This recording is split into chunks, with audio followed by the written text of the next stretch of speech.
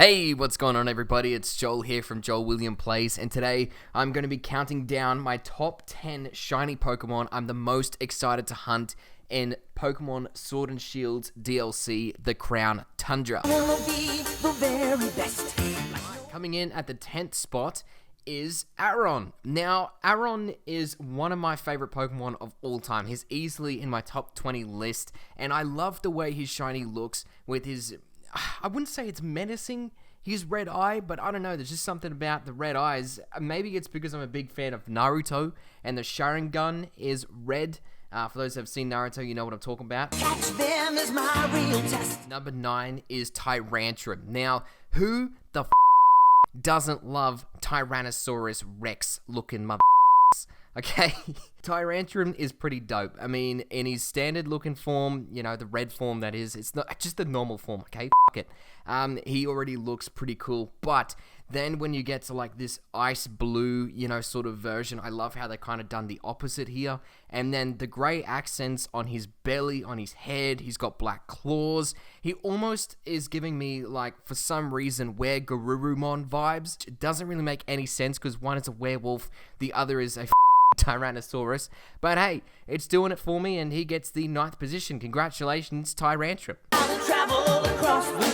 Number 8 goes to Kabuto, not just because he shares a similarity with a villain in Naruto, but I love that green color. Now, normally I'm not the biggest fan of, you know, shiny green Pokemon when Nintendo just does that classic cop-out, oh, let's just make it green. Kabuto generally looks pretty freaking dope. I mean, you got like his yellow sort of claws, the red eyes, and that lovely, lovely green color. Number 7 is the first legendary to make this list. Yes, first there's going to be a couple more because some of the shiny legendaries you're going to see on this list look freaking dope as But for now, we have Shiny Cresselia. So, why do I love Shiny Cresselia so much? This is one of those shinies where I feel like not too many people know what the shiny looks like for starters, and when they first see it, they're like, huh, it's actually kind of cool. But then when you really start to look at it, they replace the pinks with this lovely blue color. Same with the eyeball is blue. They've got this, pretty much, they replace like the light blue on its back with like this dark kind of royal, almost purple. The belly and the head remain the same kind of colored yellow. And then the fins, if you can call it fins or moon shape, whatever the hell's on it, it just is this lovely teal light blue blend looking thing. And just literally, if you try to throw a Pokeball at, you know, the phenomenon that is Aurora Borealis, and then you threw it out, you probably would hatch one of these mother.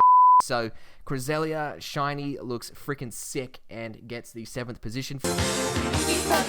Alright, next on the list, coming in at number 6, so we're almost at the top 5, is yet another legendary, and that is Shiny Giratina. Now, regular Giratina, you know, it's got that gray, black, red, and yellow sort of scale. It looks like the kind of shit I would doodle in math class when I was really bored at school. But then you look at the shiny, and it's something about the combination of blue, black, this nice yellow color, this like steel kind of look. I don't know, it just looks really, it looks really menacing to me. I love its design so much. To kick off the top 5, we have none other than the Shiny Dratini line. Now, I am not the biggest of fans for pink shinies. I mean, some really do it for me, and then others I just am just not a fan, okay? Just being honest. But Shiny Dratini looks dope as hell, right? And then when you evolve it into Shiny Dragonair and it gets those nice gold accents, you know, on it, it's super subtle, but it just works so well. Now, the reason why this shiny comes in at number 5 for me was because I had no idea what Shiny Dragonite was going to look like, okay? If you look at the first form evolution, it's pink. The second form evolution is pink. So you can imagine how surprised I was when I got this Shrek imposter Humphrey B. dinosaur looking abomination, whatever you want to call it. I was shocked and immediately regretted my decision of evolving Shiny Dragonair into Shiny Dragonite, right? I hated it. I was like, what are you doing? You went from this incredible pink and gold and white combination to this weird green and purple mess. Okay, it's a mess. It's like it's trying to figure out its identity. It doesn't know who it is. It looks like it's sick. It's sick. But it strangely grew on me. And I think, you know, Shiny Dragonite looks pretty freaking dope. There's just something about this line. And the reason why it gets the top 5 spot for me is because I would quite happily Shiny Hunt Dragonite 3 times just so I can have a Shiny Dratini, Dragonair, and Dragonite. Remember how at the beginning of this video I said to you that I'm not the biggest fan of pink shiny Pokemon, right? But for me, coming in at number 3 in the top 3 position, taking it out, is Shiny Crobat.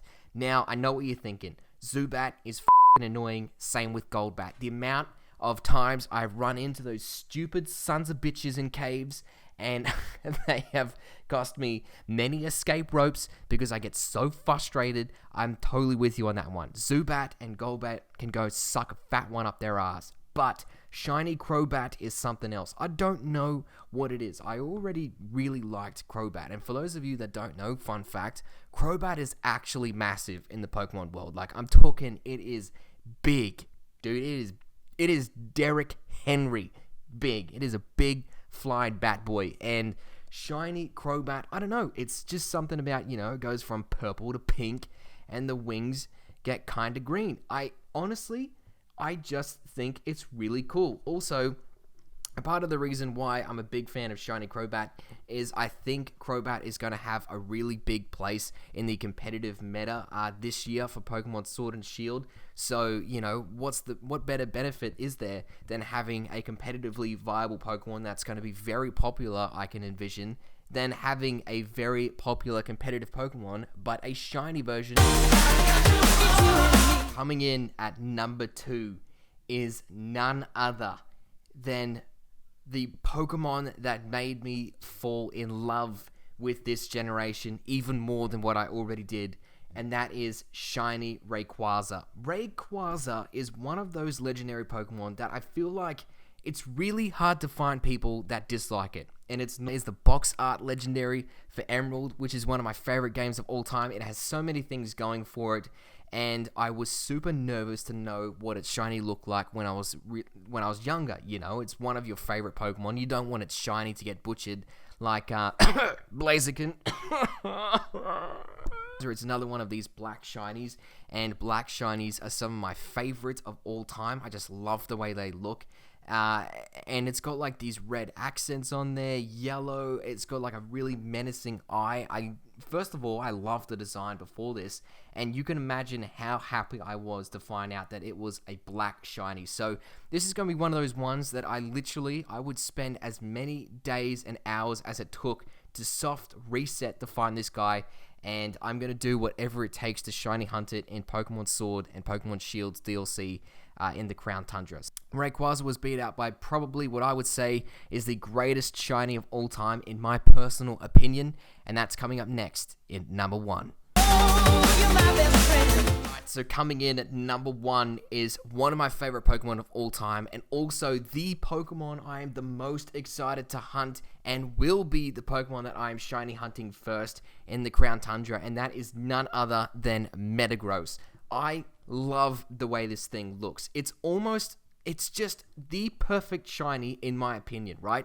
For those that don't know, Metagross is a steel and psychic type, and it goes from its original blue coloration to this silver, like, it just really highlights the fact that it's a steel type, and to me, it's almost like this shiny variation is what maybe Nintendo intended the Pokemon to look like in the beginning, but they made it blue. I'm not too sure.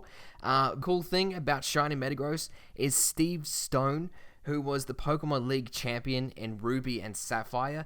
He, in the anime, owns a shiny Metagross that can Mega Evolve. So if that doesn't make this a really cool shiny, then I don't know what is. So shiny Metagross, congratulations. You take out the number 1 spot in my book. I cannot wait to hunt myself a shiny Beldor. So if you enjoyed this video, make sure you give it a like. Please subscribe. I'm trying to get to 100 subscribers on YouTube. If you couldn't tell already, I'm a massive fan of Pokemon, and I really love video games too. That's what this channel is all about, is celebrating video games, Pokemon, and the like. So I really appreciate it if you made it this far. You're a legend, and I will see you soon. Thank you very much. Bye-bye.